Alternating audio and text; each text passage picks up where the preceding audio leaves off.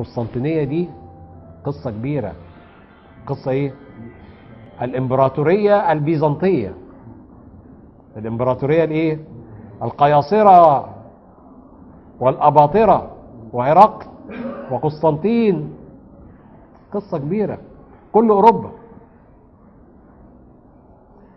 أوروبا فين مركزها؟ القسطنطينية، عشان القسطنطينية دي فيها كنيسة عظيمة جدا اسمها آيا ايه؟ صوفيا. وهذه الكنيسة هي الرمز الكبير وأكبر كنيسة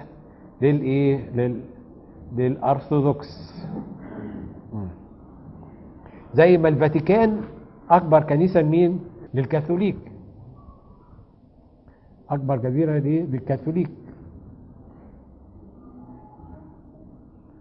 والنبي عليه الصلاة والسلام قال: لا تفتحن القسطنطينية، بالتأكيد، فلا نعم الأمير أميرها ولا نعم الجيش ذلك الجيش.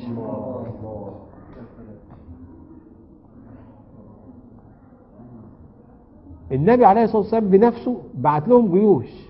يعني الدولة البيزنطية دي بعت لها جيش.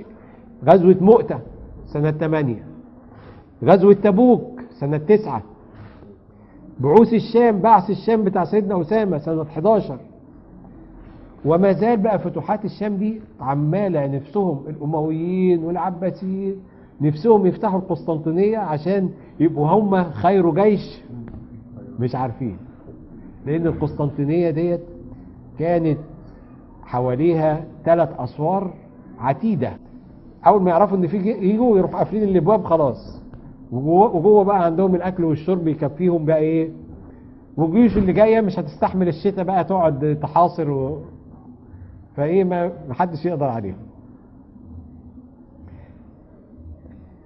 وكان العرب المسلمين عاملين اتفاقيات وعهود مع البيزنطيين. ايام بقى محمد الفاتح، السلطان محمد الايه؟ الفاتح، كانوا عاملين اتفاقية مع البيزنطيين ومعاهدة، والبيزنطيون نقضوا هذه الايه؟ راح السلطان محمد الفاتح كان عمره 21 سنة. عمره كام؟ جهز جيش 250,000 جندي. كام؟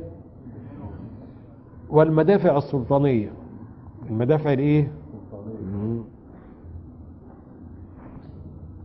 كانت الدانة دي بتاعت المدفع 1600 طن،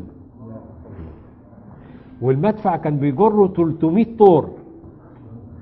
300 ايه؟ وذهب ليفتح القسطنطينية، وقعد محاصرها 54 يوم او 53، من 5 ابريل ل 29 مايو سنة 1453. فضل محاصرها 53 يوم وهم مش عاوزين يتصالحوا ولا يفتحوا. القائد محمد الفاتح عمل خطط عسكرية تدرس حتى وقتنا هذا في جميع الجامعات الحربية. كان قائد ذكي عشان يفتح الايه؟ اول قائد يستعمل البارود في المدافع. قال لك احنا لسه هنرمي بتاعه يعني مش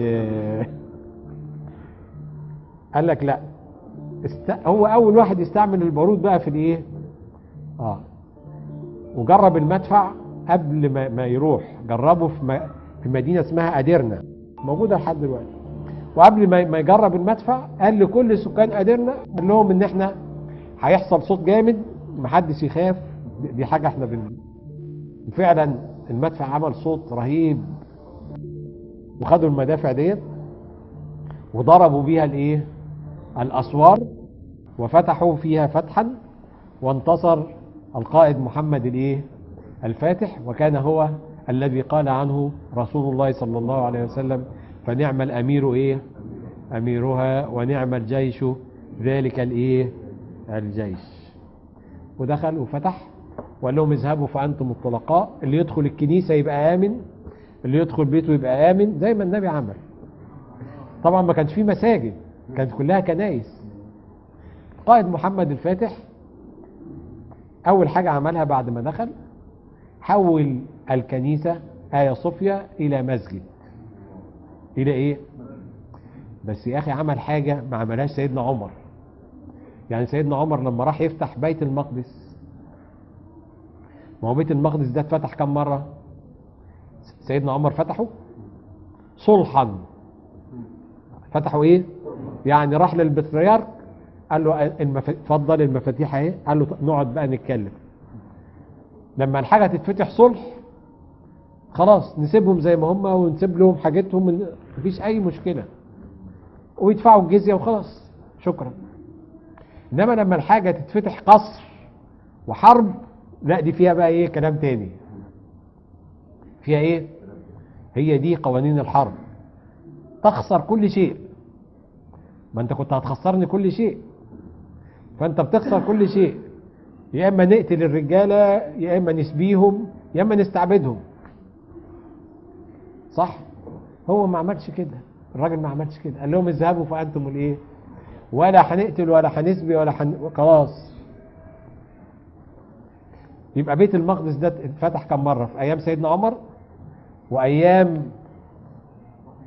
صلاح الدين الايوبي، والمرة الثالثة ايام مين؟ المهدي المنتظر. ما هو المهدي راح فتح بيت المقدس. يبقى في 3 فتوحات لبيت الايه؟ المقدس. اول حاجة بقى نقول لهم ان البلاد التي تفتح قصرا ليها قوانين غير البلاد التي تفتح ايه. سيدنا عمر ما خدش كنائسهم عشان، انما لا، انا دخلت بقى بلادكم خلاص، احنا كنا بنحارب. والراجل في ابعاد تانية. هو لما دخل القسطنطينية وجد كل السكان اللي فيها 5000 واحد. كم واحد؟ 5000. وهم واخدين كل الكنائس لطائفة مسيحية واحدة، وفي طائفة ملهاش اي كنيسة اللي هم الارمن، ما كانش لهم ولا كنائس. وكانت الكنيسة اللي هي الارثوذكسية دي يعني مش مخليها لهم ولا كنيسة، راح مديهم كنائس. وجاب اليهود اللي موجودين واداهم من الكنائس ديت معابد، والباقي عملوا للمسلمين مساجد. يبقى هو كانوا كلهم مبسوطين، لان معظم الكنائس كانت مهجورة. يعني هم كان عندهم كنائس كثيرة جدا، وعدد السكان كان ايه؟ كان قليل. اما البعد السياسي الخطير جدا جدا جدا، ان هو دلوقتي هذه الكنيسة التي تسمى آيا صوفيا كانت رمزا للدولة البيزنطية، وهو داخل في عقر دار الدولة الايه؟ البيزنطية. الدولة البيزنطية دي اوروبا كلها، كل اوروبا دولة بيزنطية. مش عارف التسونامي بتاعها هيبقى شكله ايه يعني. فلازم ياخد البساط جامد عشان ايه؟ يقول لهم انا فراح محولها الى ايه؟ مسجد، عشان البعد الايه؟ السياسي. انما ساب لهم كنايس، ساب لهم كل حاجة.